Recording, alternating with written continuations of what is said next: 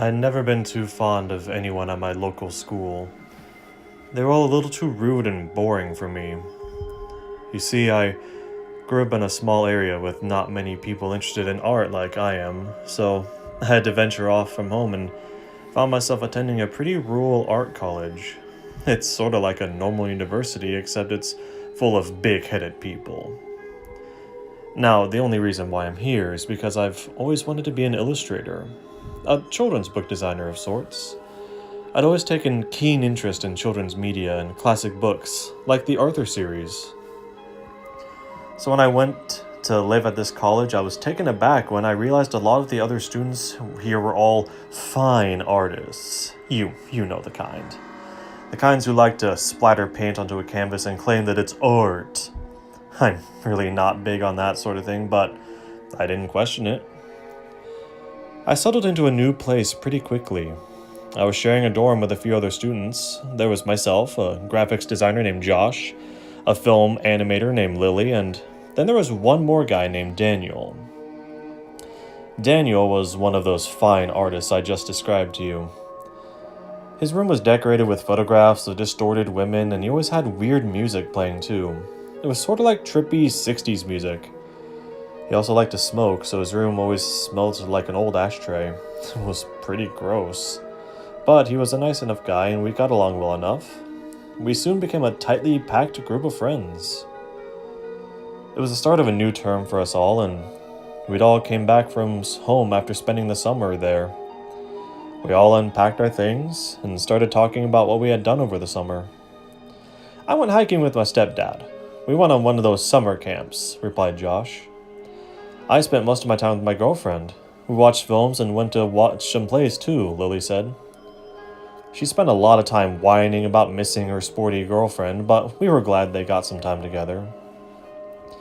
I hadn't really done much worth mentioning. I did the usual stuff. I went to parties, went on trips with my family, nothing really all that special. I was just about to pipe up and speak when I got interrupted. "I spent my time at the dentist," we heard Daniel say. "My father is a doctor of sorts, so he let me come with him sometimes and explore the hospital. My favorite place to visit was the dentistry. I got to touch and feel teeth. It was cool." We all stared at him, a bit confused.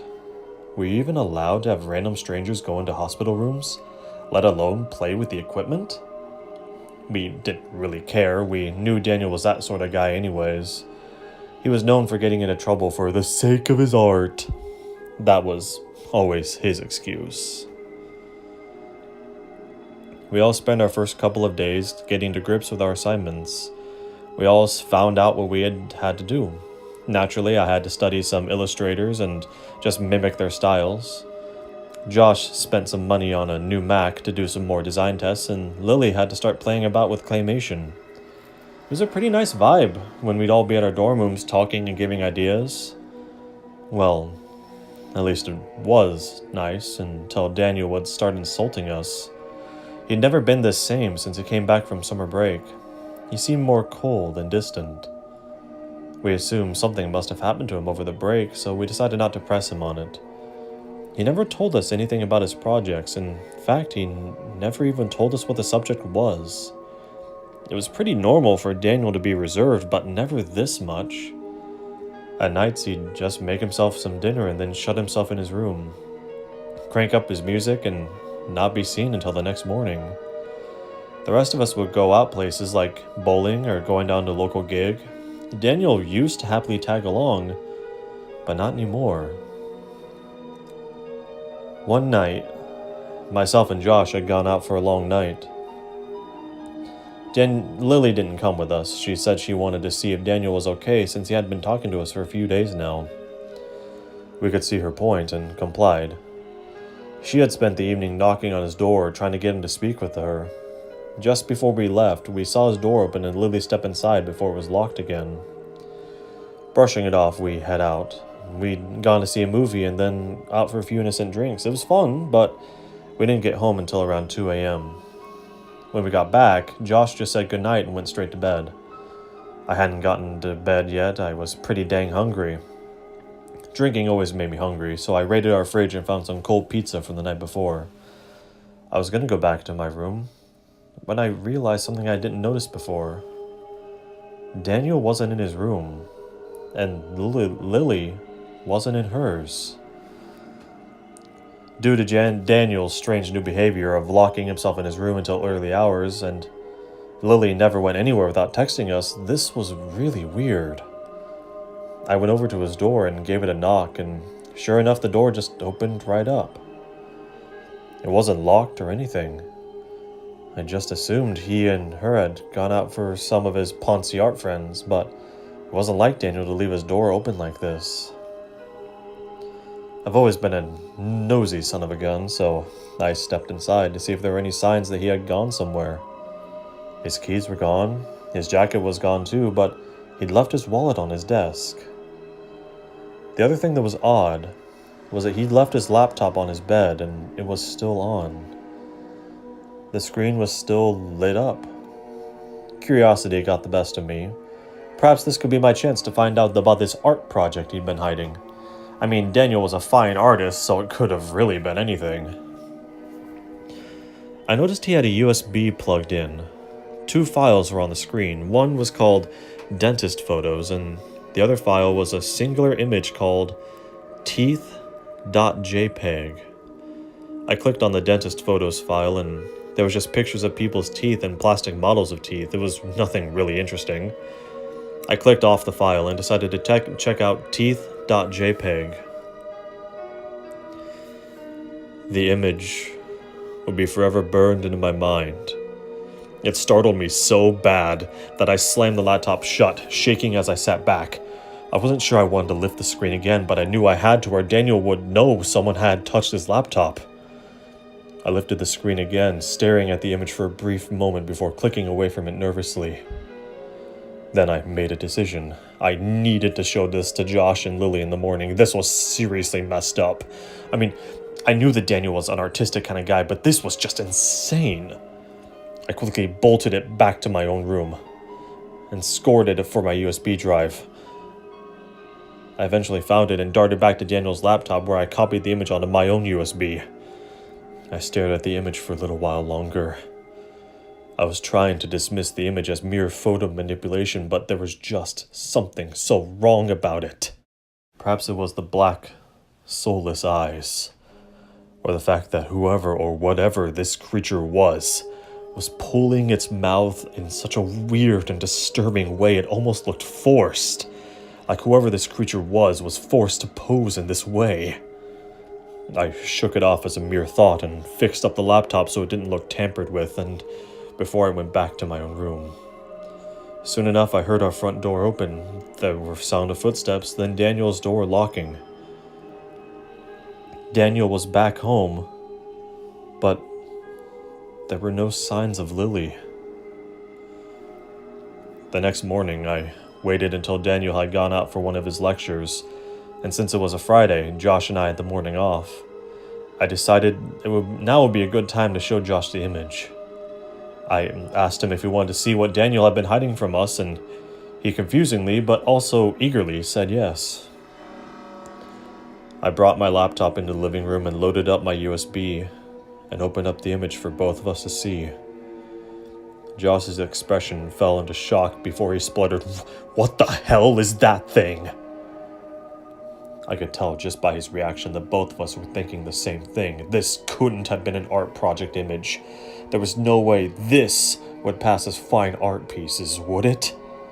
I mean, sure, art can be creepy at times, but I can't imagine his teachers would appreciate such a creepy and disgusting thing.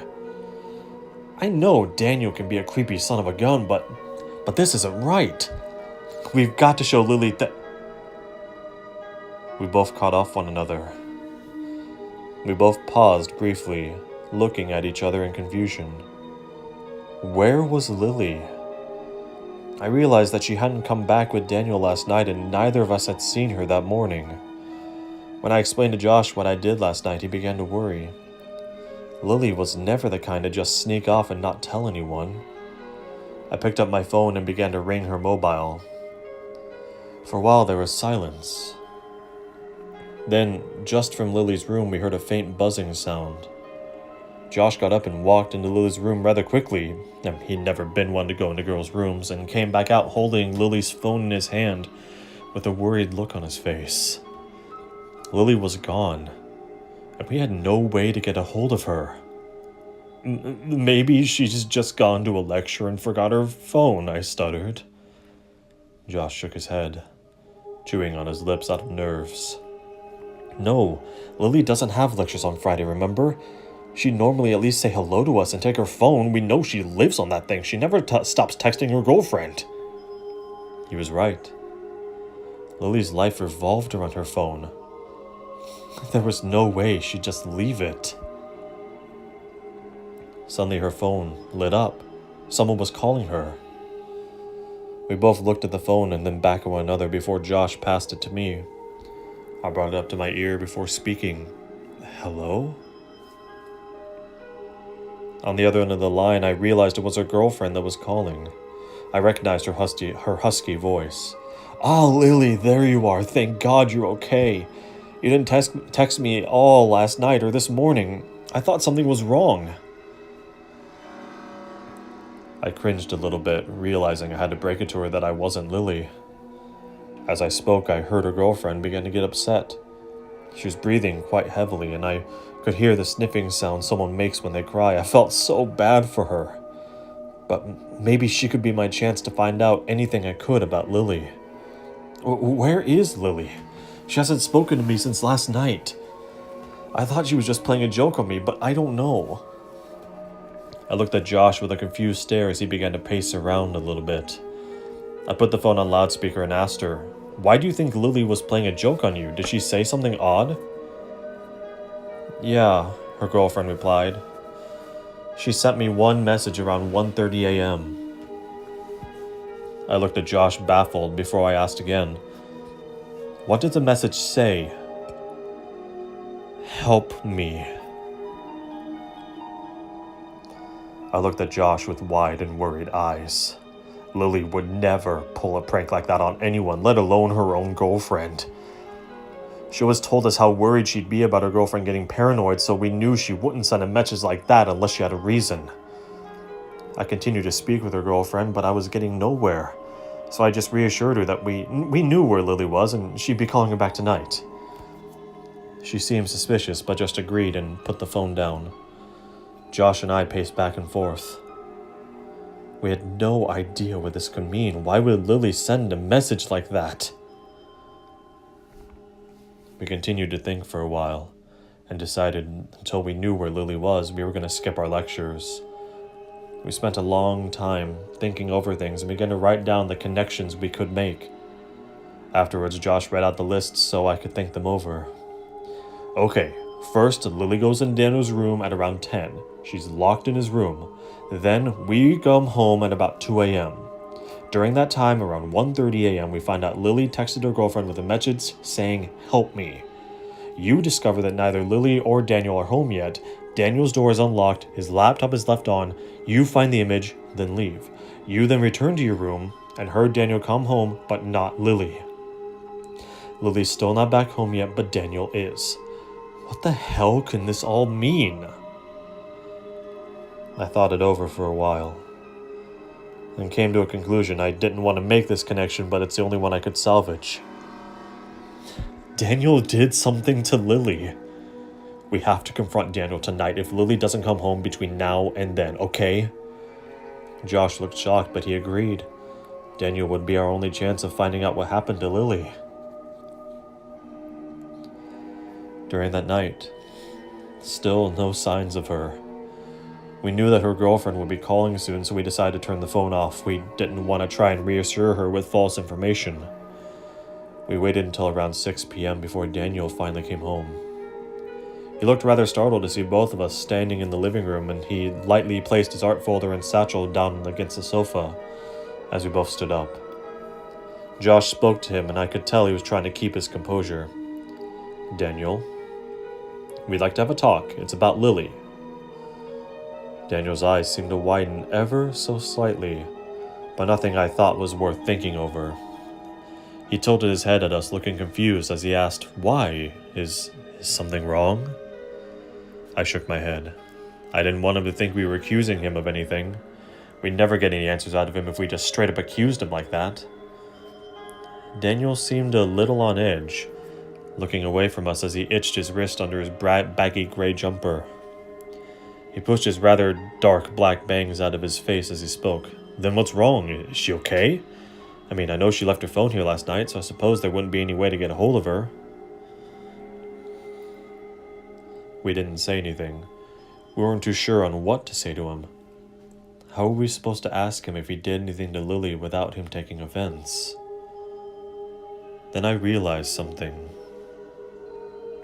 It had taken me a moment to realize it before I spoke. "You just said her phone was left here last night, right? How the hell did you know that?" I saw Josh's eyes lit up. He just realized the same thing I did. How on earth did Daniel know she left her phone behind unless they went somewhere together? We already acknowledged that Lily never leaves a phone anywhere, so how on earth did he know she had left it behind? Daniel didn't answer. He was silent for a while before he pushed past us and into his room, slamming the door shut. We walked over to his door, banging on it harshly before he shouted, "Leave me alone! I have coursework to do. I'm sure Lily will show up tonight. Just stop being so paranoid." We just didn't know what to do. Daniel clearly knew way more than he let on, but there was no way we were going to get it out of him. We walked back to the living room and slumped back down. I ran a hand through my hair. What was going on? Then I realized Daniel had left his bags on the sofa. He must have been too flustered to pick them up when he stormed into his room. I peered around to his door, hearing no sound of him leaving his room yet. I knew soon enough that he would be coming out to get his bags. In a moment of madness, I picked up the satchel and emptied its contents on the coffee table. I could see Josh's eyes widen before he whispered to me frantically, What the hell are you doing? What if he sees you?" I didn't care. I needed to know anything I could about Lily. She was a roommate, but also she was my best friend. I couldn't just let this solve itself. I pushed through the documents and came across what looked like a ticket. I crumbled it up and pushed it in my pocket, and I found a zip-up document bag. I pushed it into Josh's hands and told him to go hide it. He complied and went and hid it in his room. I then quickly put all the other stuff back into Daniel's bag and rested it right up like it was before. I then got up and walked into Josh's room. I watched Daniel go back to the living room and pick up his bags before he walked back to his room again. Josh grabbed the zip-up file from under his pillow as we both sat down on his bed. We didn't say anything. We just read the front cover of the file. Teeth. It sent chills up my spine. I knew whatever was inside would have a connection to the image I found on the computer, but what we saw was nothing what we expected. It was a series of photographs. The first photo was a picture of what looked like an abandoned room of sorts. The walls were covered in old floral wallpaper. The floor was just damp wood. It looked like it hadn't been used in years. Then the next photos were just pictures of tools. We noticed the tools were linked to dentistry, like needles and drills. It was pretty creepy, but the next image made us both drain of color. It was just photos of Lily smiling. We flipped through every single photo of Lily, and in each one she had a big toothy smile. Such a sweet smile. One of her most distinct features was her large front teeth. Just her left one. We always found it cute, but now it was no laughing matter. We noticed on the back of the photographs were labels. Each tooth on each photo was marked. There we saw notes on the photos that said things like, remove, replace. It knocked Josh sick, and I was much more terrified now than ever before. We knew we couldn't confront Daniel about these photos. It would get us nowhere. We just sat there in silence for a long, long time, staring at the photos with disbelief. I then remembered the ticket I'd found and stuffed in my pocket. I reached into it and shaky hand and pulled it out, bringing it to my vision. It read, Group Ticket 2, Location, Station Road, Time Date, 28/9/2011, 11:34 p.m. We both looked at each other with firm gazes. That was just yesterday evening. We knew exactly what we had to do now. We had to find where Lily was. We never saw Daniel for the rest of the evening, and Josh had become incredibly paranoid. He asked if he could sleep in my room tonight, although I thought it was a bit awkward. I didn't mind. He said he was scared real bad. So I didn't want to leave him alone like that. When Josh was sleeping, I printed off the disturbing image for referencing, and then I spent most of the night planning for the next day. I had already emailed our lecturers, letting them know we weren't going to show up because we felt sick, which was true, and I checked how far away Station Road was. To my surprise, it was only an hour's drive away. I figured we could take Josh's car up to Station Road and figure out the location where Daniel and Lily had been from there. The whole time, I just kept staring at the Teeth.Jpg image, and a horrible thought crept in my mind. I didn't want to think about it, but it could have been a possibility. Was the person in the picture Lily? Every time I thought about it, I'd shake it off, telling myself I was just paranoid, but it would all add up.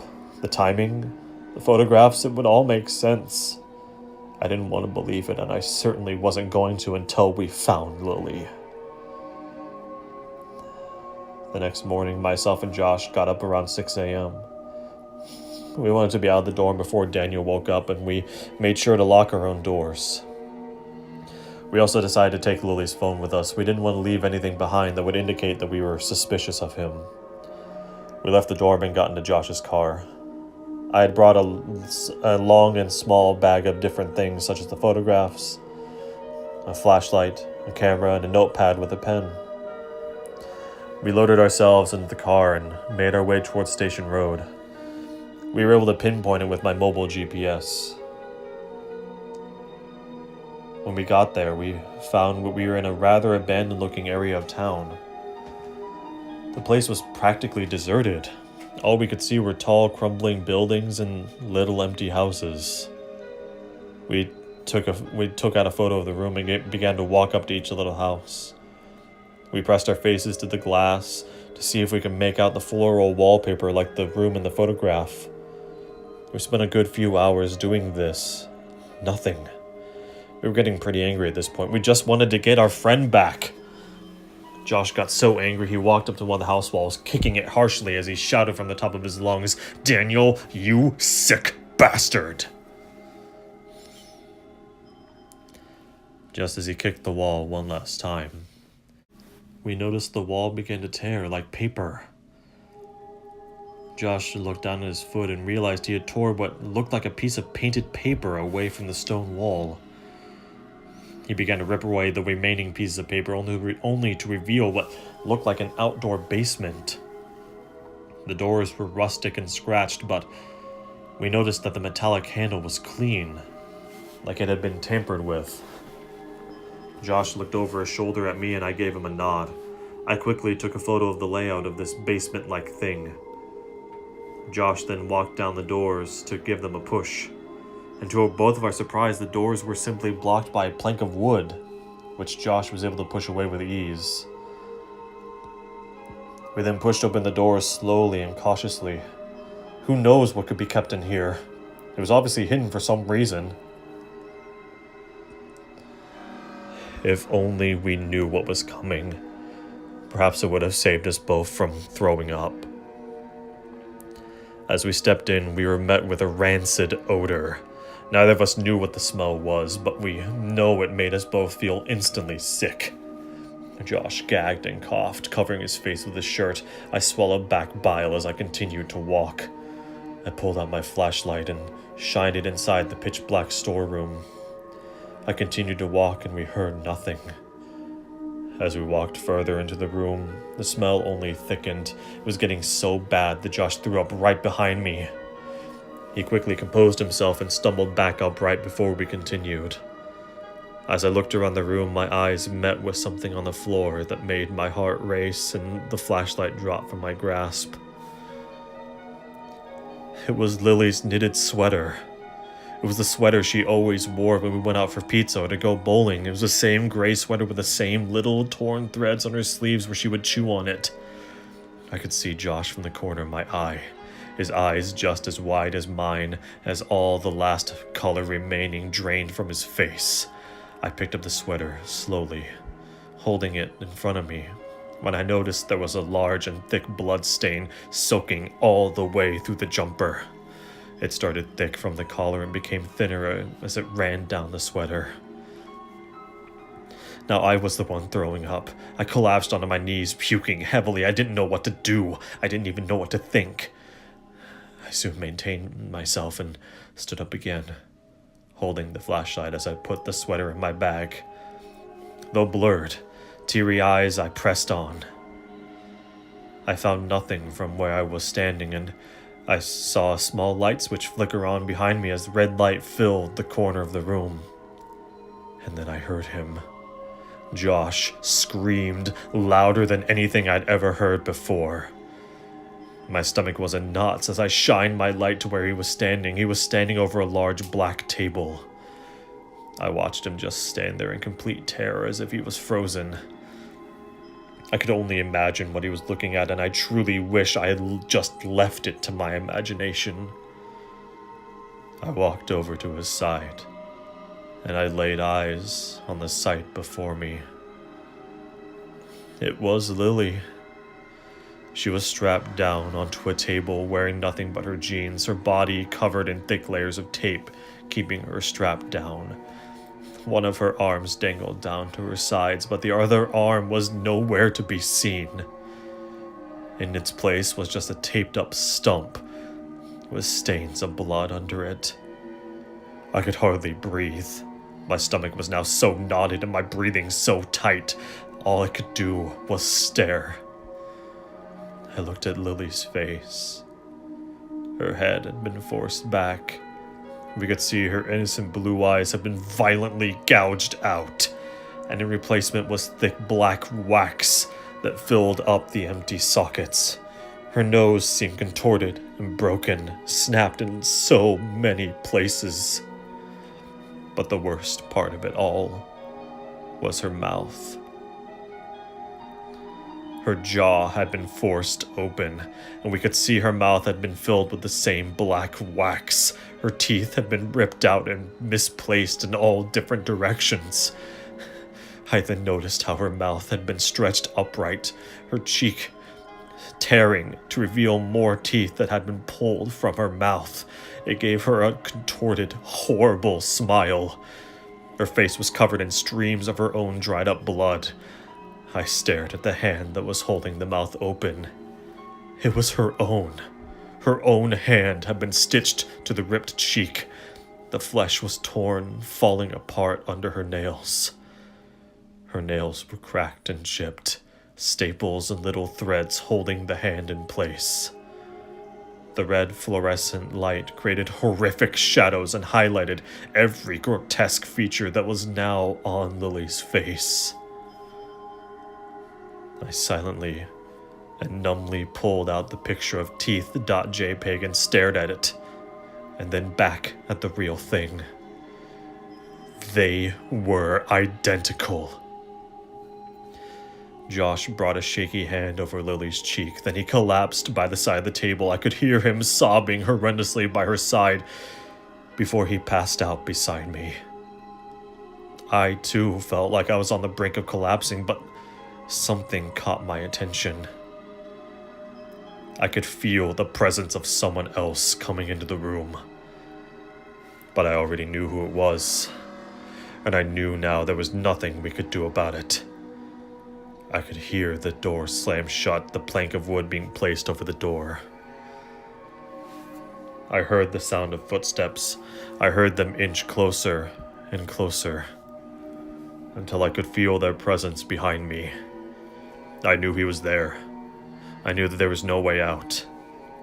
I heard their voice speak very faintly behind me. I'm sorry you had to find out this way, but it's okay. It's all for the sake of art. But that wasn't what made me collapse. I knew well enough from here that my fate was sealed, but after he finished speaking, I heard one more tiny sound that made my heart both ache and my tears only stream further down my numb cheeks. Before my vision faded from me and my hands slip away from the table, I could hear Lily choking.